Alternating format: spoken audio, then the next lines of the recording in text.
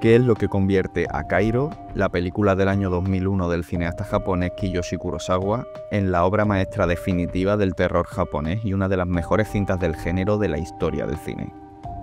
¿Cómo utiliza Kurosawa el sonido y el espacio para construir una experiencia inolvidable? ¿Y qué hay en su núcleo temático que la mantiene absolutamente relevante más de 20 años después de su estreno? A lo largo del vídeo intentaré explicar por qué me parece imprescindible para cualquier amante del género, analizando sus rasgos estilísticos y los temas que plantea. Cabe también mencionar que durante la fiebre del terror asiático que afectó a Hollywood en los años 2000, la película que nos ocupa fue adaptada al mercado norteamericano a través de la desastrosa Pulse, la primera y, por lo que sea, última película del estadounidense Jimson Zero. Así que resultará interesante comparar ambas películas y ver qué es lo que hace una que no hace la otra. Como ya avisé en otros vídeos, voy a destripar la película enterita, así que, en fin, estáis avisados.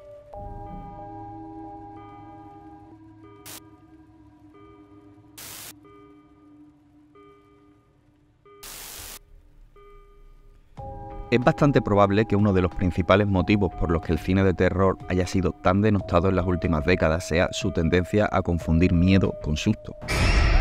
Un susto o un sobresalto, basándome en la RAE, es una impresión repentina. Es la forma más básica y más inmediata de miedo, y también la más superficial. Dar un susto no requiere de ningún talento especial. Por desgracia, se ha convertido en la herramienta más efectista del cineasta vago para manipular a la audiencia y hacerle creer que está ante una buena película de terror. Aquí es donde entran en acción los llamados jumpscares. Cambios abruptos de imagen acompañados de un agresivo golpe de sonido que sí, claro que te sobresaltan por puro reflejo, pero que de por sí solos, si no están acompañados por algo con más sustancia, no tienen ningún mérito. Kiyoshi Kurosawa, más incluso que otros directores nipones, huye de este recurso como de la peste. En Kairo hay un total de 0 golpes de sonido, y me cuesta recordar uno en cualquiera de sus otras películas.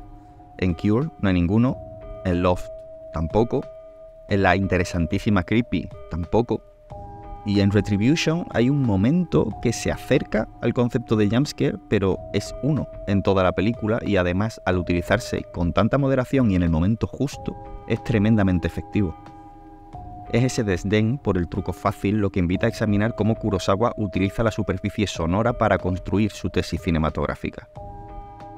Kurosawa entiende mejor que muchos las posibilidades que ofrece el sonido a la hora de magnificar y enriquecer la atmósfera, de ampliar el espacio fílmico más allá de lo que permite mostrar el encuadre.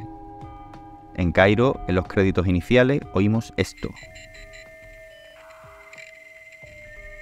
estableciendo ya de entrada lo tecnológico como catalizador disruptivo. Inmediatamente después, la interferencia digital deja paso al sonido del mar. La causa y la consecuencia, la enfermedad y el antídoto. Y todo esto antes incluso de que veamos la primera imagen. No será la última vez que oigamos este sonido, que por su recurrencia acabará convirtiéndose en heraldo inequívoco de lo espectral. La banda sonora, con sus voces, sus zumbidos, sus violines y sus silbidos, intensifica y puntúa algunas escenas, pero nunca sobresalta. De hecho, en secuencias en las que otro realizador subiría el volumen, Kiyoshi hace justo lo contrario, reduciendo la intromisión y apresándote en un plano silencioso y por ello sofocante. Hablaremos de esto más adelante, pero en un mundo tan solitario como el de Kairo, el silencio es un amargo recordativo del inescapable retraimiento en el que viven los personajes. De ahí que haya tantas escenas en las que el único acompañamiento que tienen sea el del flemático y turbador sonido ambiental del mundo que les rodea.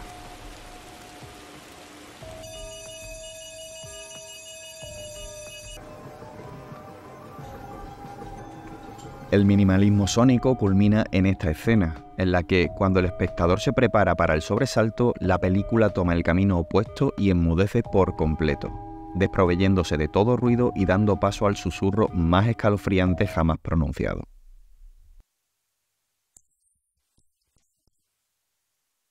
El lánguido, mecánico e inexpresivo lamento de las presencias espectrales hiela la sangre más que cualquier estridencia, no solo porque al alejarse de los cánones convierta la experiencia en algo más impredecible y por tanto más estimulante, sino porque ese apático susurro representa a la perfección los temas principales de la película: la disgregación social, la pérdida de humanidad en la era tecnológica y la desesperanza del individuo moderno. El fin del mundo para Kurosawa no llegará con gritos, sino con la voz tenue de quien ha perdido la voluntad de gritar, lo cual es mucho más inquietante. El remake norteamericano, por otra parte,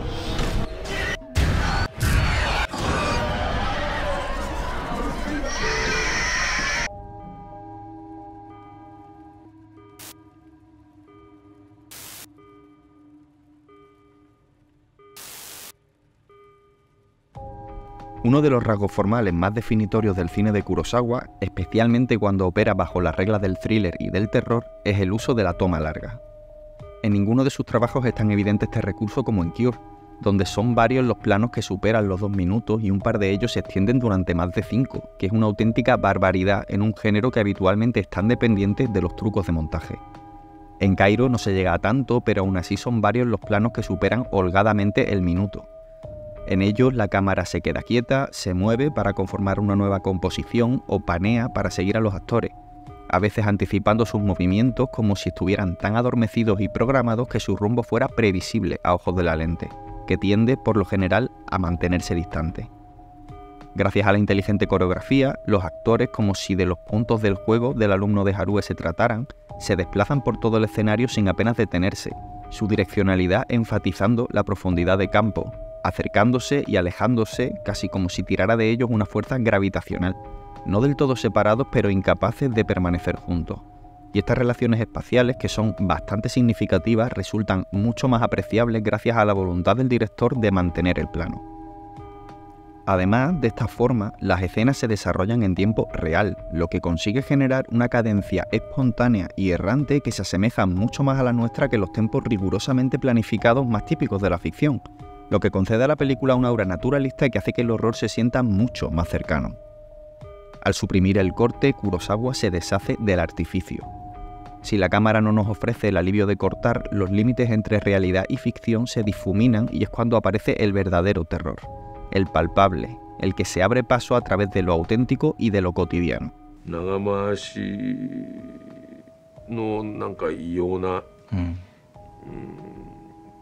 この現場はすごく長く回すんだっていうことから来る、いくつかのそのなんていうんですかね、思いつきとかアイデアはそこに取り込まれているんだろうとは思います。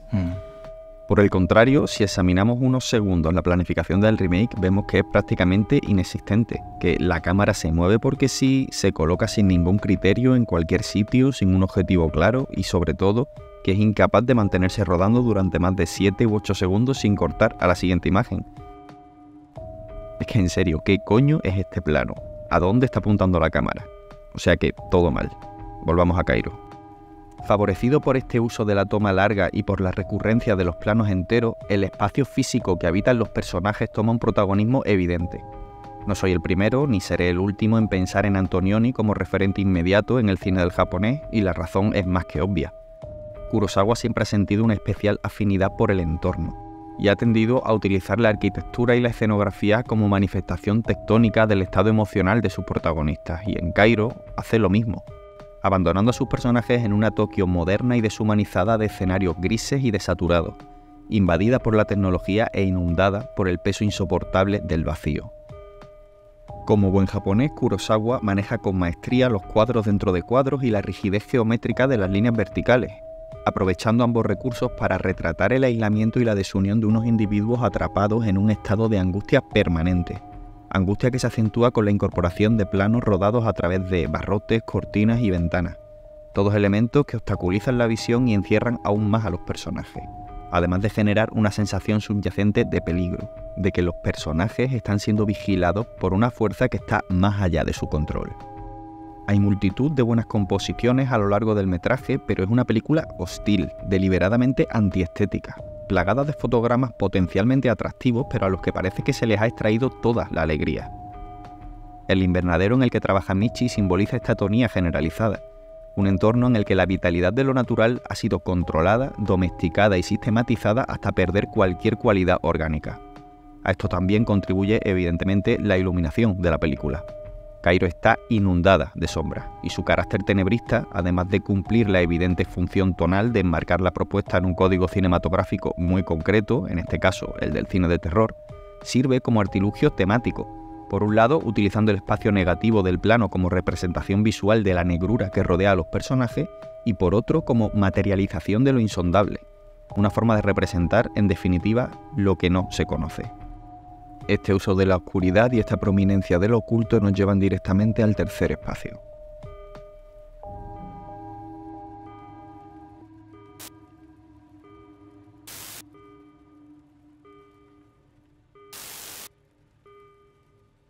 En su ensayo El horror sobrenatural en la literatura, Lovecraft nos dejó una de sus citas más famosas. La emoción más antigua y más intensa de la humanidad es el miedo, y el más antiguo y más intenso de los miedos es el miedo a lo desconocido. Y este miedo ha sido la base de buena parte de la ficción de terror desde hace siglos. No es de extrañar, por esto mismo, que una convención muy habitual en el género sea la del esquema detectivesco, básicamente convertir el argumento en una serie de pistas que desembocan en la resolución de un rompecabezas, que es una estructura que hemos visto en, centenares de películas, tanto orientales como occidentales. Kurosawa, en varias de sus películas y también en Cairo, decide subvertir este esquema, convirtiendo lo desconocido en el verdadero protagonista del relato. Al igual que pasa en Cure, Cairo no ofrece una explicación definitiva de lo que está sucediendo en pantalla. Sí que es cierto que el alumno de Harue nos ofrece una hipótesis que está ahí básicamente porque tiene que estar, y personalmente preferiría que se lo hubieran ahorrado porque creo que le resta impacto a la película. Pero aun tomándola como verdad, lo cierto es que es tan vaga que deja muchas cuestiones sin resolver, lo que permite al espectador sacar sus propias conclusiones y fijar su atención en otros elementos de la narración que son los que realmente le preocupan a Kiyoshi. En un largometraje de corte tan simbólico como este, el recorrido argumental es, al fin y al cabo, poco más que un soporte para la exploración temática. Cairo no deja de ser un reflejo de la congoja de su cineasta ante la incertidumbre, una ponderación sobre la muerte o tal vez, y ahora hablaremos de esto, sobre la muerte del yo social desde el punto de vista más amargamente esencialista.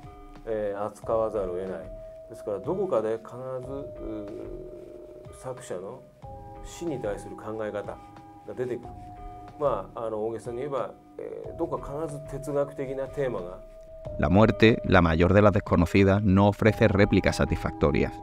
Kurosawa, por tanto, no está interesado en proporcionar respuestas, sino en invitar a la reflexión. Lo mejor que pueden hacer sus personajes es elucubrar y nosotros con ellos, y es en ese espacio entre la voluntad de exégesis y la resignación ante la imposibilidad humana de articular lo desconocido en el que se mueve Cairo. Y desde luego, aun cuando da alguna respuesta, lo hace de forma mucho menos explícita y menos tajante que su contraparte norteamericana.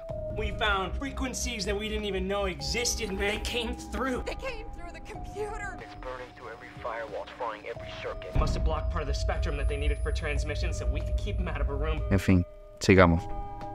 La magistral combinación de todos los espacios que hemos mencionado, es decir, el que se ve, el que se oye y el que no se conoce, configura la escena más icónica de Cairo, que además mola porque en ella vemos con cuánta efectividad trabajan de la mano muchos de los elementos que hacen del cine de Kurosawa algo tan auténtico.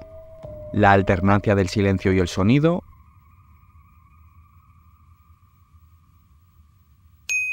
el plano largo que se niega a darnos una vía de escape y el uso de las sombras para envolver y potenciar la incerteza. Pero aún nos queda por visitar un último espacio, que es el que define el trabajo de Kiyoshi, además de como película de terror, como áspera observación sociológica del espíritu de su tiempo.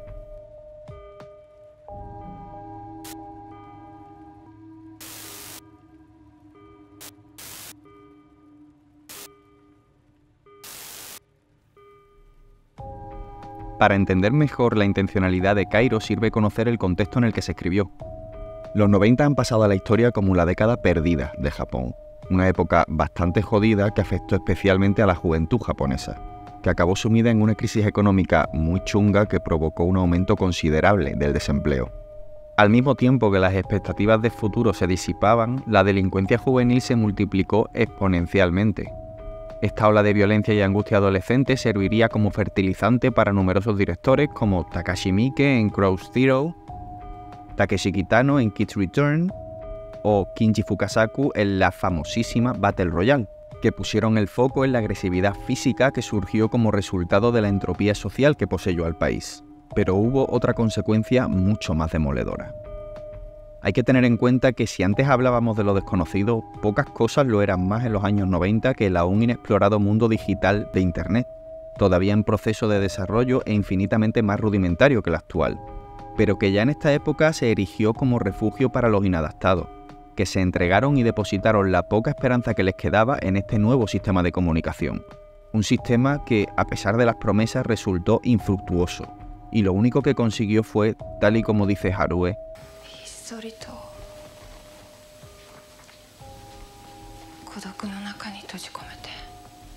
en 1998, como consecuencia de todo este clima, el número de suicidios en Japón se incrementó casi un 35% con respecto al año anterior, y esta tasa seguiría increciendo hasta alcanzar su pico en el año 2003.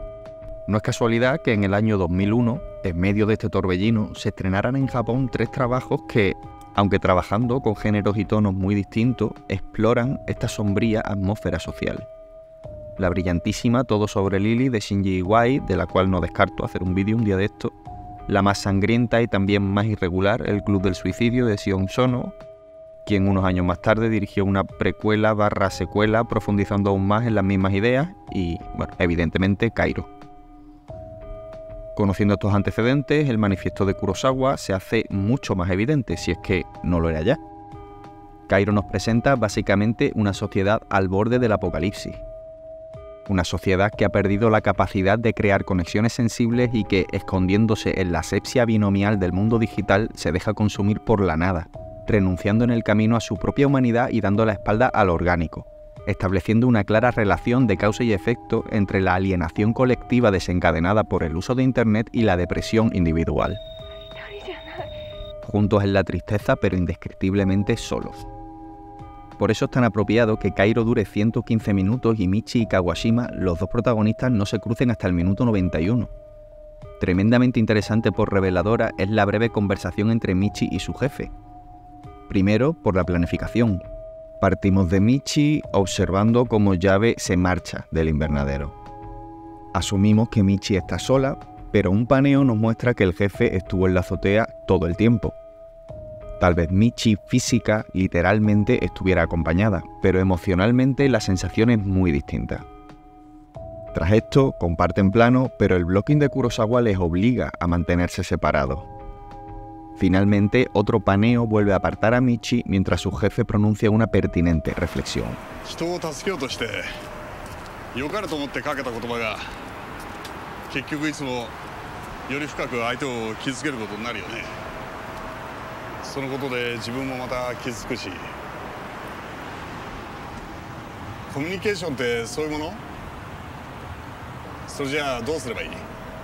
Orson Welles escribió que solo a través del amor y la amistad podemos crear la ilusión momentánea de que no estamos solos.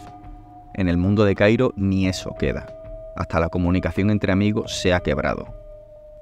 Por eso las últimas palabras pronunciadas por Michi al final de la película son tan significativas.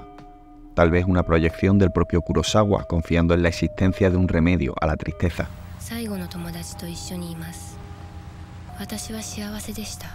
De esta forma, Kiyoshi encuentra el miedo en la metáfora, en la horripilante idea de que lo único que permanezca de estos espectros en el mundo tangible sea un surco, una prueba de que en algún momento estuvieron aquí, de que estuvieron vivos antes de ser devorados por el insondable océano de la web.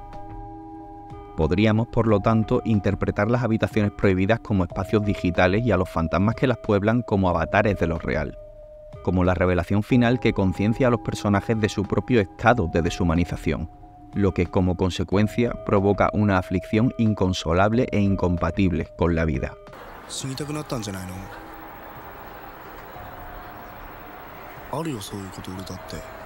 Kairo es, en definitiva, un tratado sobre la desintegración de una sociedad que, al buscar significado en un mundo sintético, ha perdido la capacidad de encontrarlo fuera de él, y que, de manera muy sofisticada, ya nos advertía hace más de 20 años de los peligros de una herramienta diseñada para vincular y conectar, pero que, mal utilizada, provoca el efecto opuesto, aislando al individuo y aprisionándolo.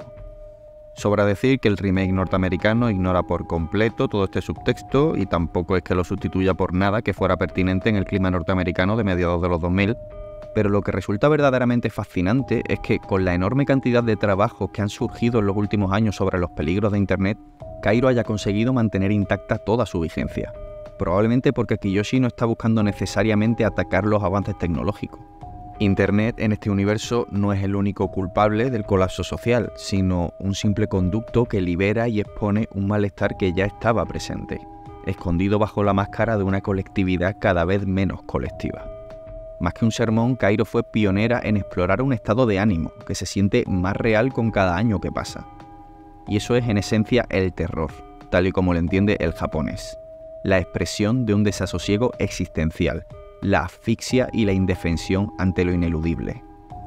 Para mí, por todo esto, Kairo lo tiene todo. Tiene una armadura formal sin fisuras que utiliza todos los elementos clave del lenguaje cinematográfico para fabricar una tesis aterradora sobre la inhóspita soledad del mundo moderno. Una soledad tan penetrante y tan avasalladora que lleva al individuo a la autodestrucción, pero que además nos deja con un planteamiento aún más desolador.